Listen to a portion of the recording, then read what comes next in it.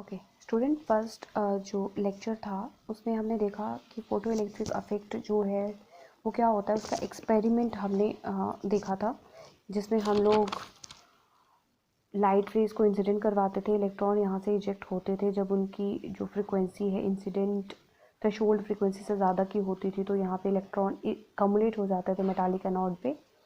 तो अभी वैसे ही हम लोग सबसे पहला वाला जो ग्राफ है वो ड्रॉ करेंगे।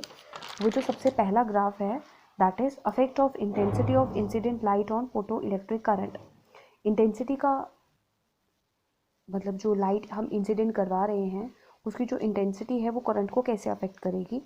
तो सबसे पहले हम लोग क्या करते हैं, पोटेंशियल ए और सी के अक्रॉस, देखो यहाँ पे डायग्राम में ये जो इन दो के अक्रॉस जो पोटेंशियल है उसको हम क्या कर देते हैं, कांस्टेंट कर देते हैं।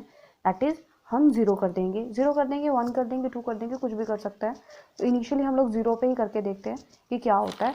हमने जीरो पे रखा उसको और फिर हमने यूवी अल्ट्रावायलेट रेडिएशंस को इस प्लेट सी के ऊपर फॉल करवाया। जब अल्ट्रावायलेट रेडिएशंस यहाँ पे पड़ी तो इलेक्ट्रॉन इजेक्ट हुए तो इस मेटालिक एनोड ने उसको कैप्चर करना शुरू कर दिया और वो सर्किट में मूव करने लग गए। माइक्रो एमिटर जो था उसने उस करंट की वैल्यू को मेजर कर लिया, ठीक है।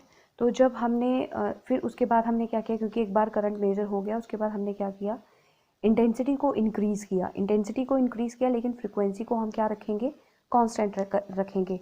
मतलब फॉर एग्जांपल सबसे पहले अगर मैंने जो बल्ब लिया था, इफ़ वो बल्ब अगर मेरे पास 10 वॉट का था और वो उसका कलर जो था रेड था, तो जब मैं 0 वॉट के बल्ब का कलर रेड था, फ्रिक्वेंसी सेम हो जाएगी ना, कलर को डिफाइन करता है फ्रिक्वेंसी। तो फिर मैंने बल्ब क्या कर दिया, 10 वॉट का कर दिया, अगेन हमारे पास बल्ब वही चला।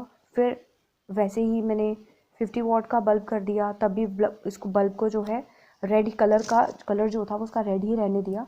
तो इस तरह से हमने क्या किया, इंटेंसिटी को इंक्रीज़ किया, ठीक है। मतलब 0 से हम 10 वॉट पे चले गए और हमने देखा कि जो इलेक्ट्रॉन जो थे वो ज़्यादा से ज़्यादा इजेक्ट होना शुरू हो गए। अगर एमिशन ज़्यादा हो रही है इलेक्ट्रॉन की उस प्लेट से, ये वाली जो प्लेट है हमारे पास, तो यहाँ पे कलेक्शन भी ज़्यादा होगी।